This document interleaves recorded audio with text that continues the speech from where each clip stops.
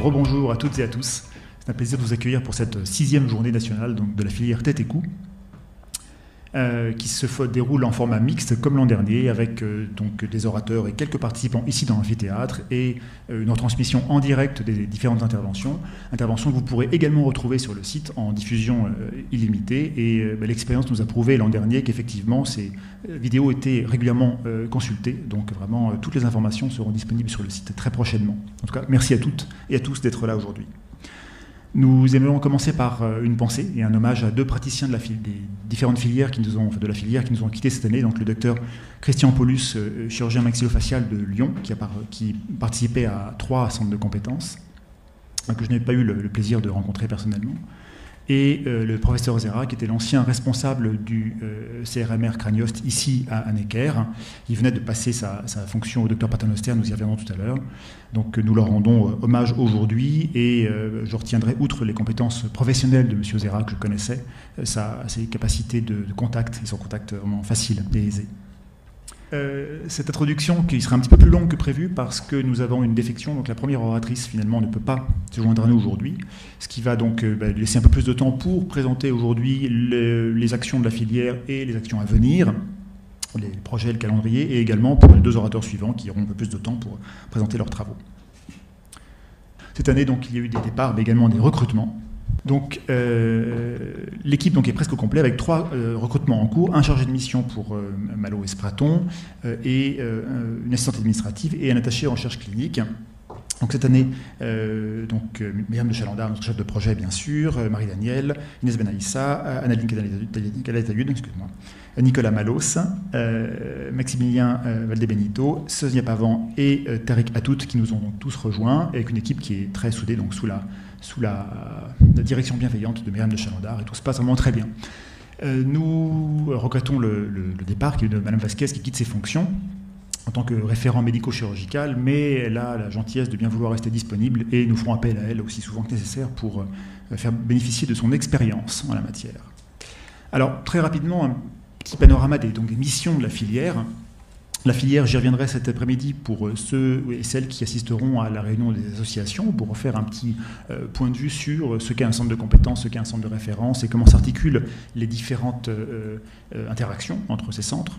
La filière, c'est une sorte de hub, si vous me permettez l'anglicisme, qui réunit et qui synchronise. Donc améliorer le parcours de soins et l'accompagnement, notamment au sein des différents centres de compétences et de référence, dynamiser la recherche, et faire savoir à tous ce que font les voisins, c'est très important, développer la formation et l'information à tous les niveaux, de associations, patients ou les différents centres de référence, voire un réseau entier. Et enfin, autant que possible, développer la visibilité des centres et les interactions au niveau européen et international. Donc une mission d'organisation, de soutien. La filière n'a pas vocation à traiter directement des cas de patients, même si régulièrement nous recevons des demandes d'avis et les personnes qui demandent ces avis sont orientées vers les centres qui correspondent à leur pathologie. Alors, la filière tête-cou, c'est 5 centres de référence, donc Aura pour les malformations dentaires, Craniost pour les malformations crâniennes, Spraton pour les troubles de la déglutition et la séquence de Robin, Mafas pour la chirurgie maxillofaciale, les malformations de la face, et enfin Malo pour les malformations ORL.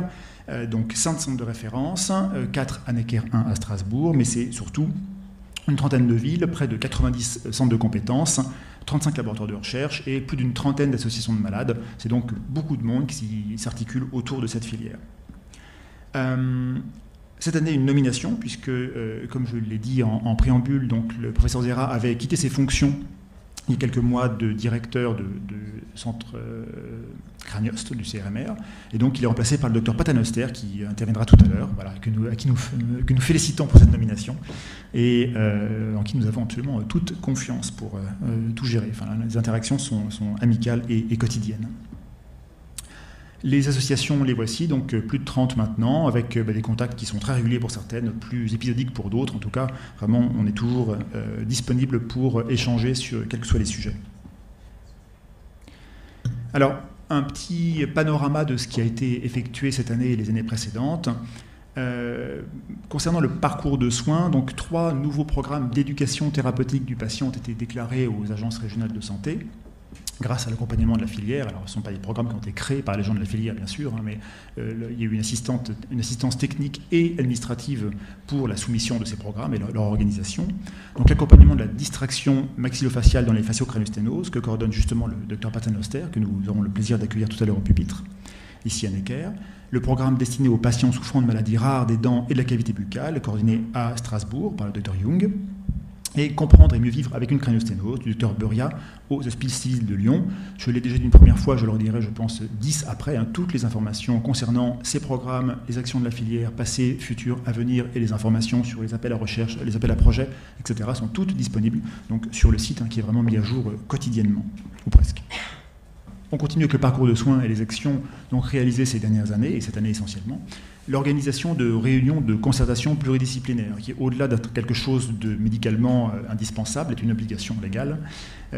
Donc l'obligation d'organiser des réunions multicentriques, nationales, sur différentes thématiques et pathologies données.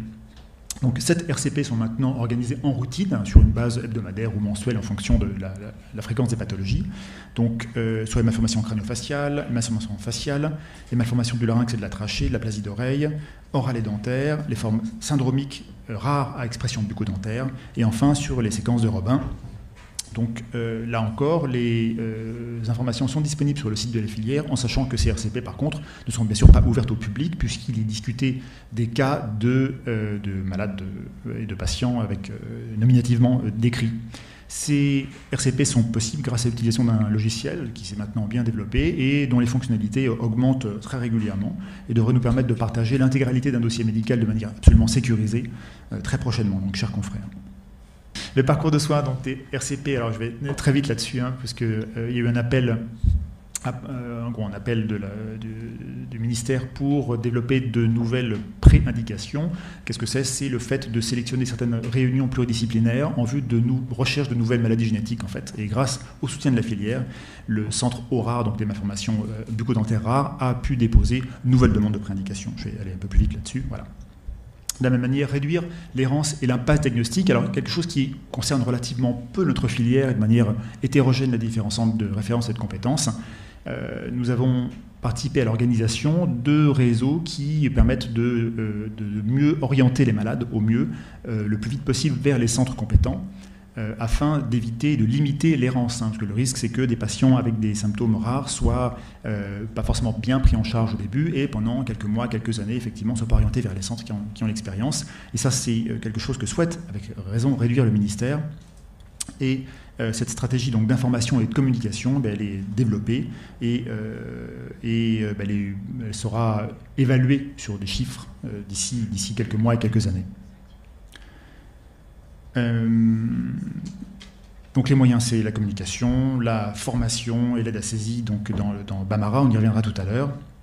Des guides de codage qui ont été finalisés et qui sont en cours, et l'analyse rétrospective de toutes les données, puisque on monitore également ce que font bien sûr les centres de référence et de compétences, et l'aide est disponible en permanence pour les aider à s'adapter au mieux aux exigences administratives.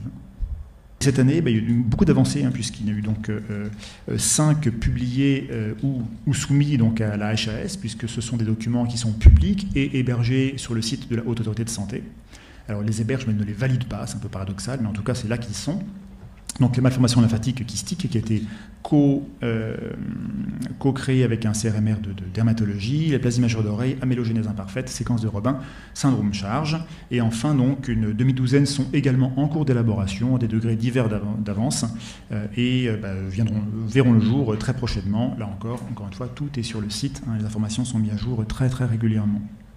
J'insiste sur le fait que ces documents sont parfaitement publics, bien sûr, et réalisés toujours avec la participation des différents acteurs de soins et des associations de malades qui ont l'obligation, enfin le devoir, en tout cas c'est très important, de relire le document avant qu'il soit publié sur le site de la HAS. La recherche, comme les années précédentes, donc, comme l'année précédente, puisqu'on l'a fait une seule fois, une journée recherche et innovation, à noter la date dès maintenant, le 11 mars prochain, et ça rapporte même la simulation. Le programme n'est pas encore complètement établi, mais le sera prochainement et sera disponible sur le site, bien sûr.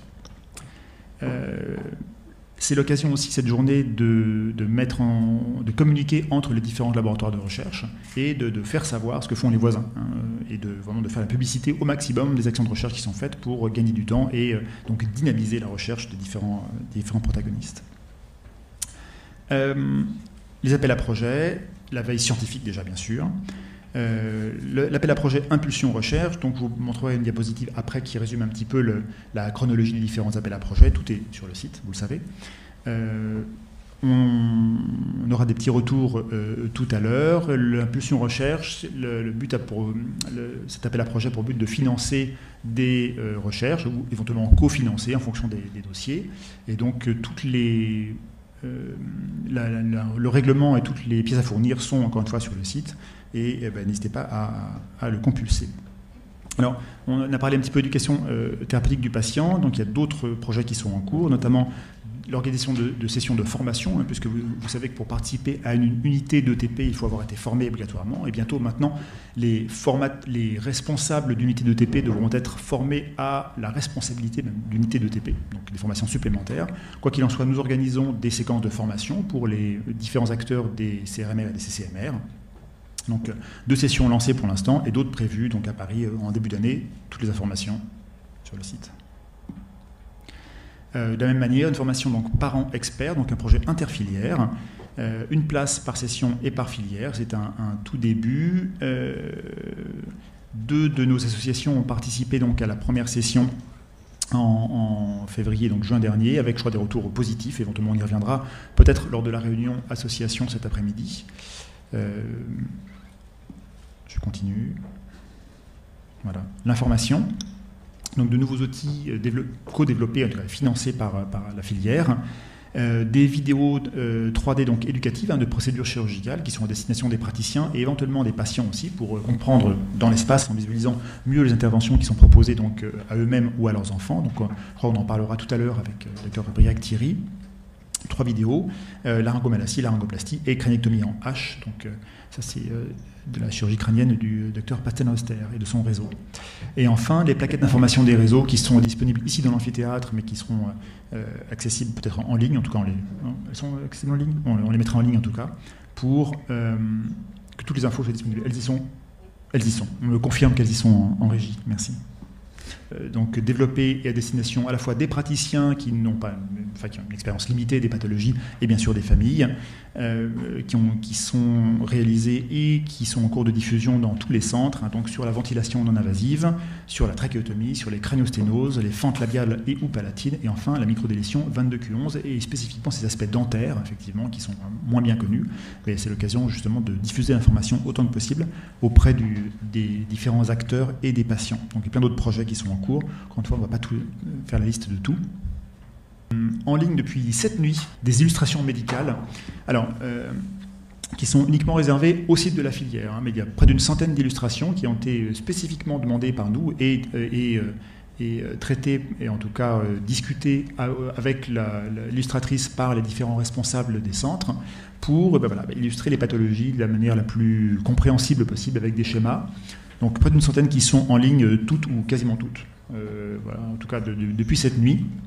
Je vous invite à aller voir effectivement le site à nouveau, avec des pages pathologies qui expliquent pour le grand public et éventuellement les professionnels les grandes catégories de pathologies qui sont prises en charge par les différents centres de référence et de compétences, avec description, illustration, principes de la prise en charge, etc. et ressources. Donc n'hésitez pas à nous écrire si vous avez des remarques à ce sujet-là, à la remarque à la fois sur le contenu déjà existant, mais également sur ce qui pourrait être ajouté pour étoffer autant que possible et rendre l'information la plus claire et la plus disponible possible.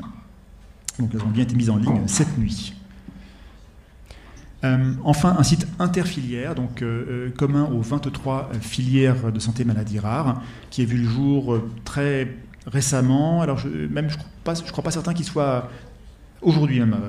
Voilà. On me confirme qu'il a été mis en ligne aujourd'hui. Enfin, il était déjà en ligne, mais pas répertorié, donc il l'est depuis aujourd'hui. Qui a pour but là aussi d'orienter les différents patients ou les praticiens qui veulent. Les professionnels de santé qui veulent se renseigner vers les différents centres. Donc là aussi, une sorte de nœud de réseau en fait ce site qui oriente vers les différents sites en fonction des pathologies. Hein. Il y a des petits schémas très explicites sur la page du site. Et donc voilà, lancement officiel aujourd'hui, filièremaladiesrares.fr. Les prochaines dates, je ne vais pas tout lire, mais tout y est et tout est sur le site. Donc appel à projet, soutien à la formation, puis impulsion recherche, donc ça c'est en fin d'année avec la fin des candidatures en mars prochain. 11 mars prochain, la journée recherche, la deuxième journée recherche et innovation. Et enfin, février prochain, avril, juin, septembre, voilà, toute la timeline, toutes les échéances sont disponibles sur le site pour les différents appels à projets. Donc recherche, formation, information. Et la prochaine journée, la 7e journée, aura lieu le 7 octobre prochain, a priori. Donc cochez cette date sur vos agendas, s'il vous plaît. Un petit mot sur la labellisation. Hein. Donc, chaque centre de référence ou de compétences bénéficie de ce label qui est donné par le ministère. Et en 2022, après 5 ans de label, la relabellisation, ou la labellisation pour les nouveaux centres qui sont candidats va avoir lieu. Alors pour l'instant, on a relativement peu d'informations. On a uniquement à peu près les moments où ces différentes échéances vont arriver et on ne dispose que des informations de 2017, mais il se murmure dans les couloirs que les conditions d'attribution des labels devraient être comparables à ce que c'était en 2017. Quoi qu'il en soit, on vous en dira plus et surtout on en parlera donc cet après-midi lors des différentes réunions des centres de référence et de compétences. On évoquera ce fait car chaque centre va devoir fournir un dossier, surtout le centre de référence, mais également tous les centres de compétences. Cet après-midi, à partir de 14h, dans différentes salles réelles et virtuelles, la rencontre des responsables de centres de référence et de centres de compétences, donc des centres centres, et la rencontre des associations. Donc un code d'accès Zoom a été adressé aux différentes personnes inscrites. Voilà, certaines rencontres sont réservées aux membres des équipes. Hein, c'est pour ça que certaines inscriptions ont pu parfois être refusées. Donc ça, c'est la responsabilité des responsables de centres de référence. Donc sur le site, vos questions en direct qui sont transmises, espace poster si vous avez le temps, et allez voir bien sûr, et encore une fois, toutes les informations sur ce dont je vous ai parlé, c'est-à-dire les appels à projets, les réalisations, les projets à venir, le timing, etc. Donc n'hésitez pas, et une adresse mail aussi, un contact.tetcou@aphp.fr. J'espère que vous passerez une excellente journée en notre compagnie à tous.